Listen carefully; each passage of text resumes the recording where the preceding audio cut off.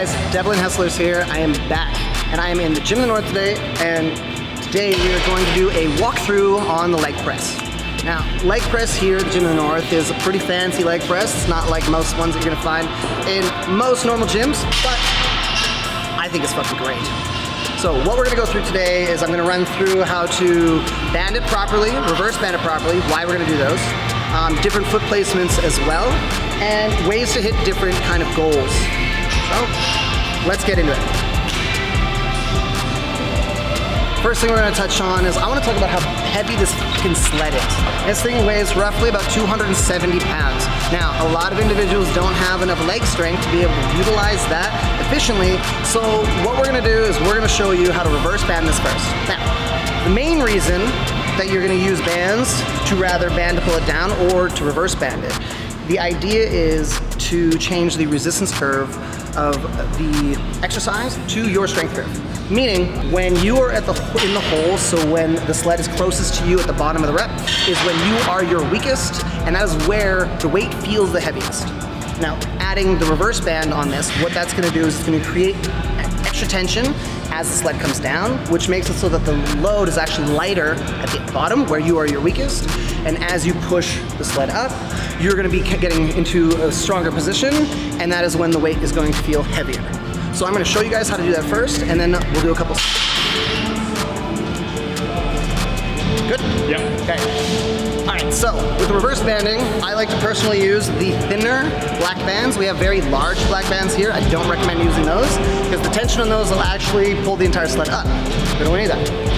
So to reverse band, you have these pegs here to pull out. You can pull out this top one if you need that little bit of extra tension.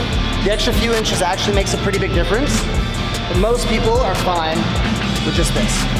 So I always start with the bottom and then wrap it around the top, bring it down. I make sure that the bands are always perfectly flat and straight, never twisted. Come over to this side. One thing to be careful about too is this is eye level for a lot of people.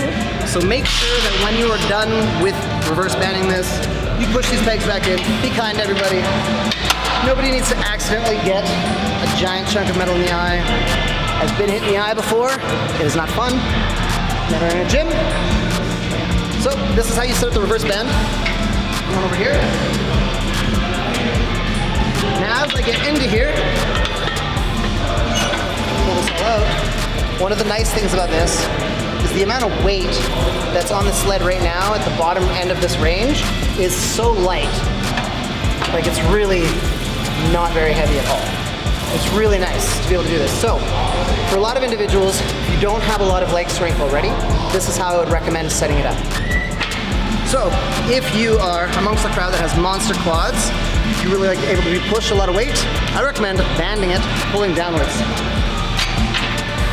Use the same peg here, but then at the bottom, what I'm gonna do is I'm actually gonna use both of these pegs personally. I like to add the extra tension. All the way up. Good.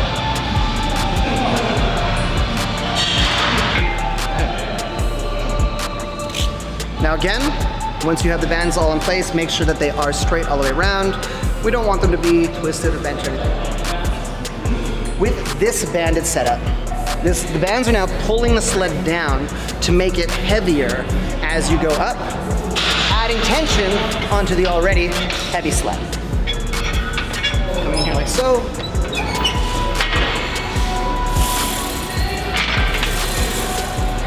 So the whole idea is to increase the tension as you're going up and to decrease the amount of weight as it comes down. As you can see here, when I'm in the hole, there's no tension from the band. And right out there it starts and extends.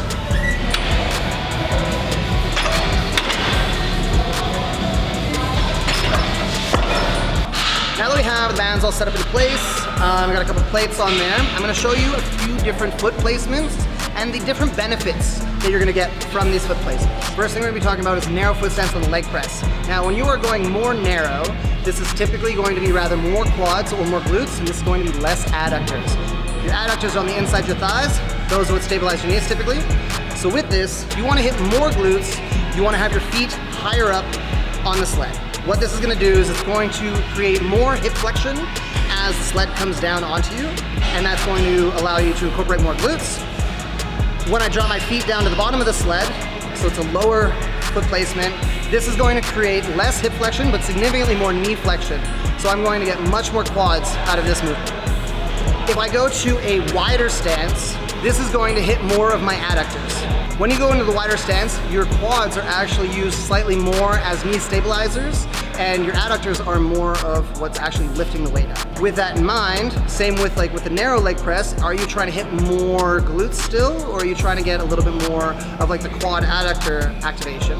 And that's going to be based off of how high your feet are. So when your feet are at the very top of the sled again, so a high foot placement, this is still going to create more hip flexion, and so it's going to have more glutes with your adductors, or you can go to a lower, and then you're going to have more knee flexion, less hip flexions, less glutes, but more quads and adductors. I'm always ensuring that my knees are going over top of my toes at all times. Legs are not caving in, neither are my knees bowing outwards. Next, what I got for you is to show you how to do it in a single leg press. Now, a lot of people, they will just use the normal leg press and just have a single leg going up and down.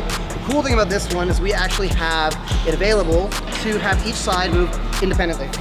And so we take this pole out, unscrew these, take this. Has a nice little placement here in the back. Perfect. Now that I'm in here, each of these moves fully dependently.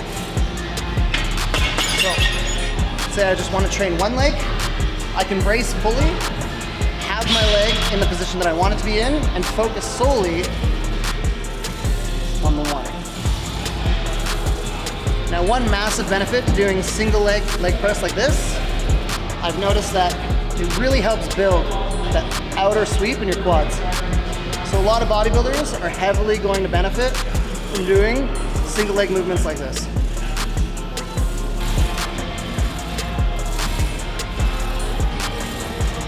When it comes to the placement of the seat and the angle that you want to have this at, for the majority of the time, I recommend finding a comfortable setting for you and sticking with that. What the seat will do is as you raise the seat up, it's going to increase the natural hip flexion that you have there, but it's going to create a much shorter range of motion in general, as your knees are going to be rather running in your chest, anything like that. It will train the glutes in the lengthened position, but then they're never going to be getting fully shortened either. Apples to oranges. Personally, I just like to have this set at a comfortable spot for me so that I can utilize foot placements to try to target different muscles instead of trying to utilize seat height. That's my own personal opinion on it though. Anybody else can throw some info with that if they'd like, but that's how I like to do it. So for me personally, I'd rather go all the way down, or I'll have it most of the way down, maybe two clicks up. That's perfect for me.